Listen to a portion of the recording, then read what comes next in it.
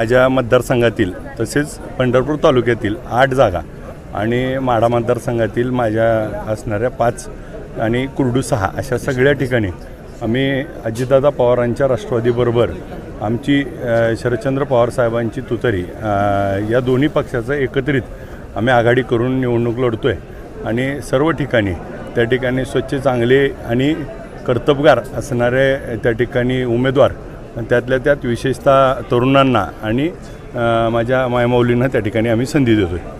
तुतारीवर किती असते सगळेच घड्याळ नाही, आपण मिक्स मॅचअप केलं आहे. काही ठिकाणी वर घड्याळ असेल तर खाली तुतारी वर असेल तर घड्याळ, त्या ॲडजस्टमेंटनुसार आम्ही त्या ठिकाणी एक संघ दोन राष्ट्रवादी एकत्र आल्यानंतर काही राष्ट्रवादीतले नेते ते आता राष्ट्रवादीची साथ सोडत आहे, कमळ हाती घेत आहे, काय त्यांना भीती वगैरे जाणवली काय? संपर्क झाला त्यांच्याशी? भीतीपेक्षा त्यांना आता डबल बारी आली, कारण सगळे पक्ष फिरून आता डबल एक रिपीट राऊंड चालू आहे.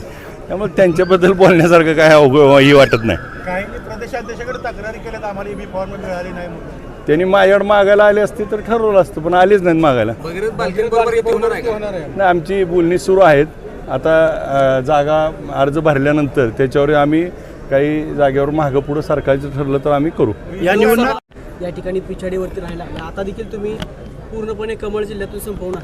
नाही, मुळामध्ये ही निवडणूक आपण बघितलं तर आता तिथं जी चालली ती ही पूर्वपारंपरिक आहेत. इथं जी काही स्वतःला ही निवडणुकीत बघितलं की प्रत्येकजण आपल्या घराला, माझ्या पोराला, माझ्या बायकोला, माझ्या घरात त्या ठिकाणी त्याच्यासाठी कुठल्याही पक्षात जातील. त्या पक्षासाठी त्यांना काही घेणं देणं नाही. त्या ठिकाणी सगळी निवडणूक ही स्वतःसाठी त्या ठिकाणी चालू आहे.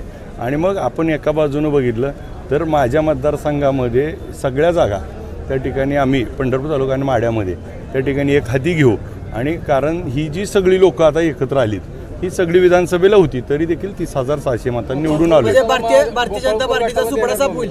नाही, माझ्या समोर असलेले दोन्ही प्रस्थापित नेते त्या ठिकाणी त्यांना त्या ठिकाणी घरी बसवायचे, त्यांच्या विरोधात आमची सर्व आघाडी. नगरपालिका